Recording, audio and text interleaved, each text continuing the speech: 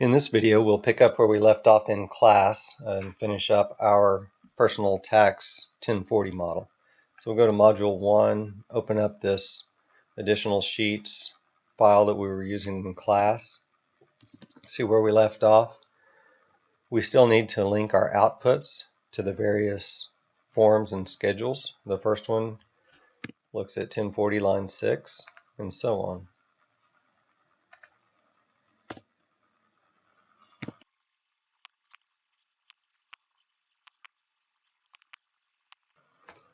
And then of course the effective tax rate is just the tax divided by the taxable income.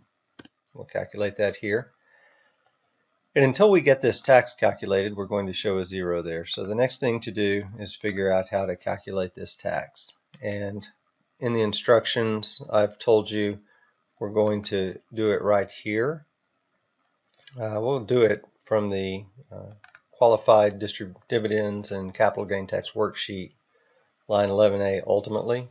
But first, let's pretend like we didn't have any dividends, and let me talk you through how I would calculate that tax for line 11. You can read the instructions, but what they're going to tell you is go to the tax table or the tax rate schedules in the instructions. Remember the PDF from the IRS website? You can get within a few dollars by going to this table and using it just like we did in the W4 exercise. So what I've done for you is typed this table into this tab for single, married filing jointly, married filing separately, and so on for all these different filing statuses. Now I put a link down here to explain why these calculations give a slightly different within round off answer than the tax tables. If anyone cares about that, feel free to follow that rabbit trail. Otherwise, let's just talk about how can we use the old approach that I copied over from the W4 model and apply that to all these different filing statuses. So let's break this into steps. The first step would be to populate these beige or tan cells. So I didn't know how to spell beige. These tan cells with the correct values based on our filing status. Because remember, in our W4 form, we only use one filing status. So we just had to go to the table and look up the right numbers. But here we're going to need to use the correct table. And the way I'm doing that in this, there are a lot of good ways to do it, but the way I'm doing it is choosing either single or married filing jointly or so on based on my filing status. And the formula that I use for that is offset with a little bit of math. So let me show you that formula in this cell so we can talk about it.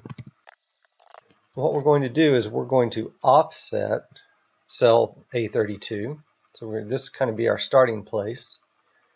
And we are going to go down some number of rows and over some number of columns. Well, the columns are easy. If I want my filing status to be pulled from right here, then the number of columns are 0. Right? I don't need to go over. And we'll just get this formula correct, and then we'll copy it across this whole beige or tan area.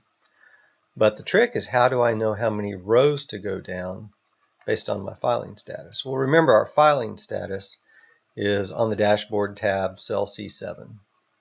So I suspect right now our filing status is 2. Let's go look at the dashboard. Filing status is 2.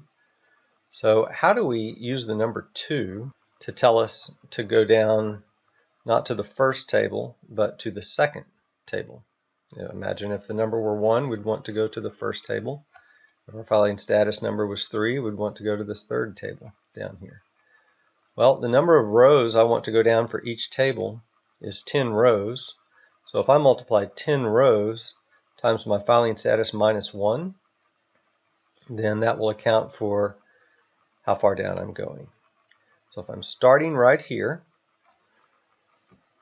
then filing status 2 minus 1 gives me 1, times 10 gives me 10, and I'm going down 10 rows from right here. It occurs to me that an easier way to write this formula would have been begin right here. And so let's adjust that formula and see how this works. Begin right here and go down Won't have to subtract off the 1 this time. Go down 2 for filing status of 2 times 10 rows per table is 20 rows. So 20 rows from right here would be like going down 10 rows from right here. So if I move my starting place and don't subtract 1 off the filing status, it might be more clear to you.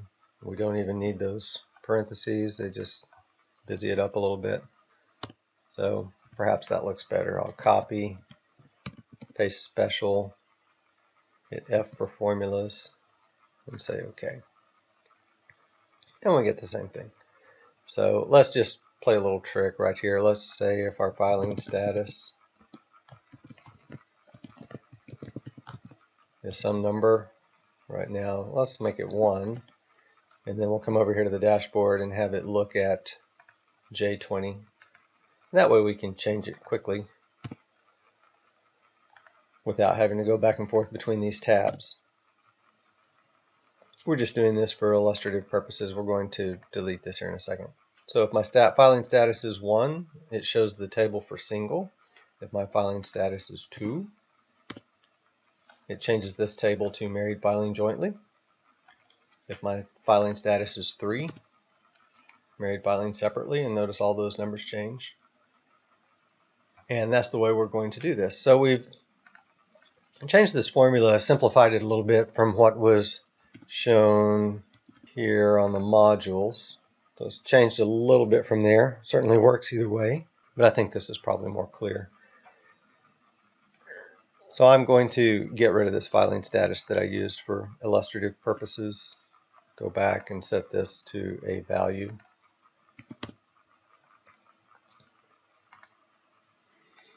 And now, based on whatever our filing status is, we're getting the 10 beige cells correct.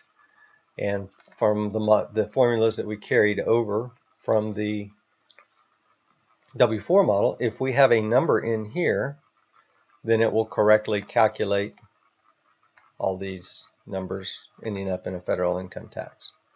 Well, here's the trick.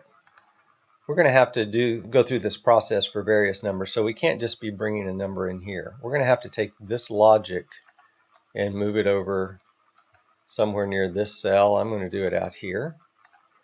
And you're also, as you work through your qualified dividends worksheet, you're going to realize that you're going to have to do that here on row 24. It's line 24. It's going to tell you to figure the tax on line 7. On line 26, it's going to tell you to figure the tax on line 1, and then later it's going to tell you to compare those two. So the long and short of it is there are 3 places in this model that you're going to have to go through this process. So we can't do it all right here. So let's take this logic and convert that over to calculate tax for this box. And then when you get to the qualified dividends worksheet, see if you can apply that same logic over to these 2 places. Let's do step 2 and see if we can apply this logic that we used in our W4 model to the 1040 form, page 2. On the 1040 form, page 2, we're asked to calculate tax based on this taxable income in 10.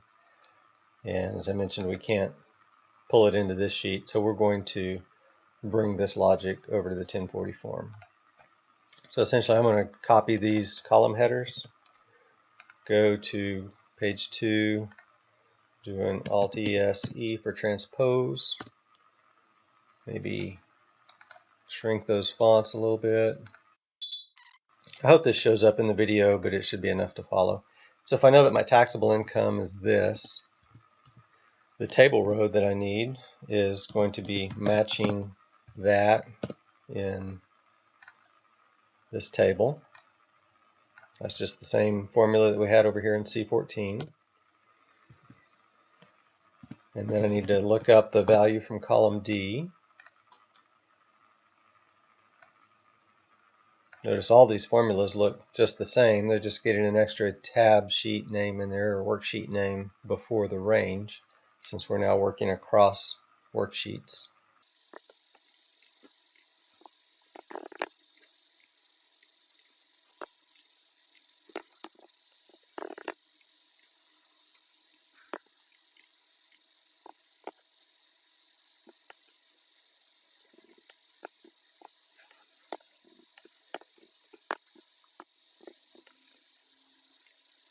to get my number formatting on there easily, I'm just going to copy these, come over here, start here, and doing Alt-SE for transpose and T for formats. So we're just taking those formats that were in a column and pasting them here as a row. And still going to want to shrink that font some.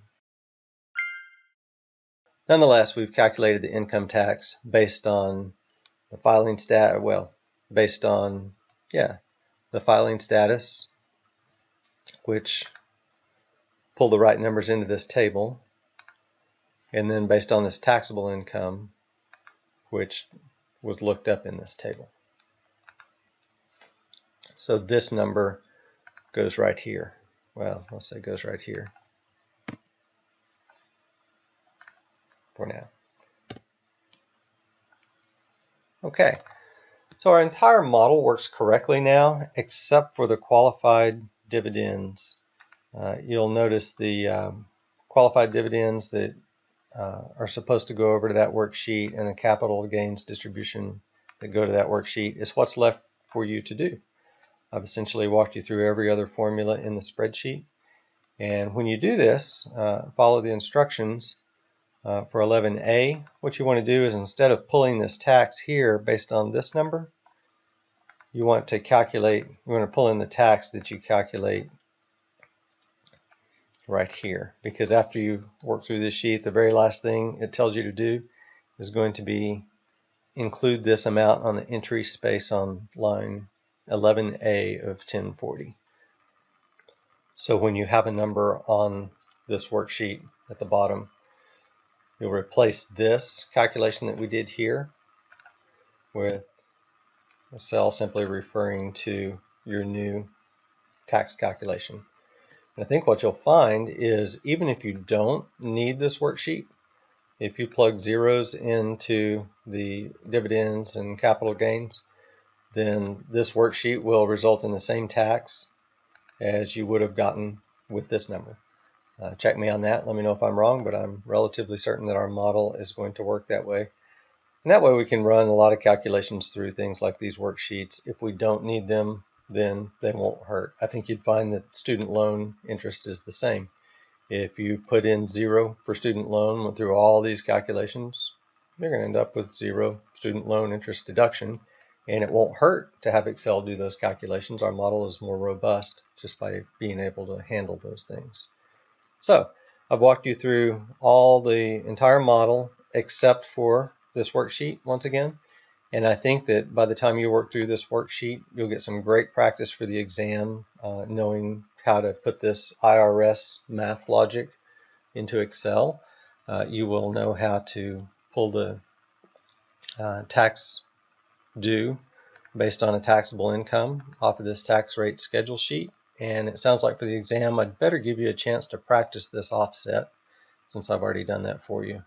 Otherwise, by doing this sheet, I think you'll be well prepared and you'll have a good understanding of your model.